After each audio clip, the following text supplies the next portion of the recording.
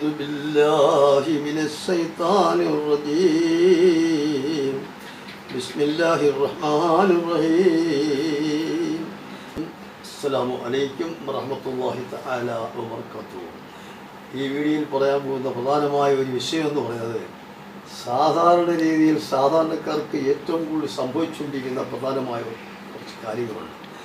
ആ കാര്യങ്ങൾ പ്രധാനപ്പെട്ട ഒന്നാണ് അള്ളാഹുവിൻ്റെ സൃഷ്ടികളിൽ നിന്ന് തന്നെ പല പല രീതിയിലുള്ള ഉപദ്രവങ്ങൾ നമുക്ക് ഉണ്ടാകാറുണ്ട്. സൃഷ്ടികളിൽ നിന്ന് തന്നെ, മറ്റൊന്നുമല്ല, അള്ളാഹു സൃഷ്ടിച്ച ആ സൃഷ്ടികളിൽ നിന്ന് തന്നെ പല രീതിയിലുള്ള ഉപദ്രവങ്ങളും ഒരുപാട് ബുദ്ധിമുട്ടുകളും ഒക്കെ നമുക്ക് സംഭവിക്കാറുണ്ട്. അങ്ങനെയുള്ളതായ ഒരു സാഹചര്യത്തിൽ ഇതിനെ ഒഴിവാക്കുന്നതിന് വേണ്ടിയും അള്ളാഹു സുബ്ഹാനഹു വ തആല തമ്പുരാൻ ഈ ലോകത്ത് ഖുർആനും ആയത്തുകളും ഹദീസുകളും മറ്റെല്ലാ പദ്ധതികളും അള്ളാഹു തആല അത് ഇറക്കിയിട്ടുണ്ട്. അത് എവിടെയാണോ എന്നുള്ളത് മനസ്സിലാക്കിയിട്ട് നമ്മളത് കണ്ടുപിടിച്ചിട്ട് അതെടുത്ത് അത് ചൊല്ലി അത് പാരായണം ചെയ്ത് കഴിഞ്ഞാൽ അള്ളാഹു സുബ്ഹാനഹു വ തആല ഇതിനെ എല്ലാം അങ്ങ് പിൻവലിക്കുകയും ചെയ്യും. ആ ഉപദ്രവത്തിൽ നിന്നെല്ലാം നമുക്ക് അങ്ങ് രക്ഷപ്പെടാൻ പറ്റുന്ന ഒരു സാഹചര്യം കൂടിയാണ്. അപ്പോൾ ആ ദിക്ർ എവിടെയാണ് ആ ഖുർആൻ എന്നുള്ളത് നമ്മൾ കണ്ടുപിടിക്കണം. ഇത് കണ്ടുപിടിക്കേണ്ട ജോലി നമുക്കുള്ളതാണ്. അതിനെന്ത് വേണമെന്ന് ചോദിച്ചാൽ നമ്മൾ പഠിച്ചെങ്കിലേ പറ്റൂ.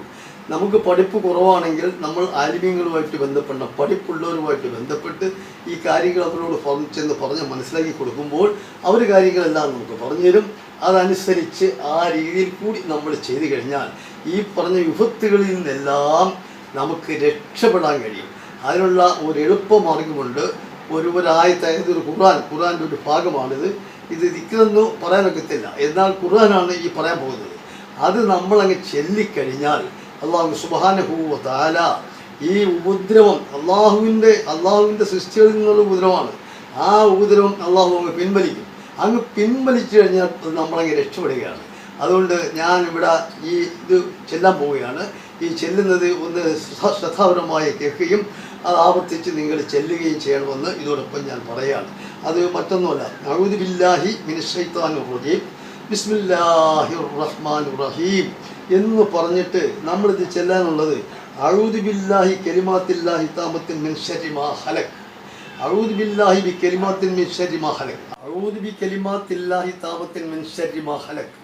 അഊദു ബികലിമാത്തില്ലാഹി താമത്തിൻ മിൻ ശർരി മാ ഖലഖ് എന്നുള്ള ഈ സൂക്തം മുടങ്ങാതെ കണ്ട് തന്നെ നിങ്ങളൊരു 101 പ്രാവശ്യം അള്ളാഹുവിൽ മനസ്സ് വെച്ചുകൊണ്ട് ചൊല്ലിക്കഴിഞ്ഞാൽ തീർച്ചയായിട്ടും ഏത് രീതിയിലുള്ള ഉപദ്രവമാണ് നമുക്ക് ബാധിച്ചിരിക്കുന്നത് ആ ഉപദ്രവത്തെ അള്ളാഹു സുബ്ഹാനഹു വ തആല മാറ്റുന്നതാണ്.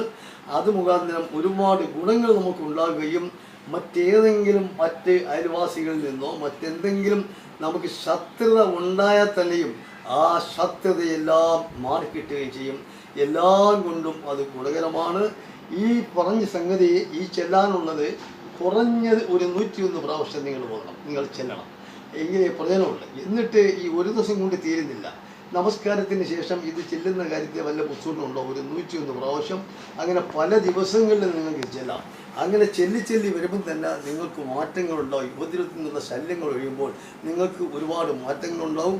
അത് ചെല്ലുക. തൽക്കാലം ഇത്രയും ഞാൻ പറയുന്നുള്ളൂ. അൽഹംദുലില്ലാഹി റബ്ബിൽ ആലമീൻ. ഇപ്പോൾ ഞാൻ നിർത്തുന്നു.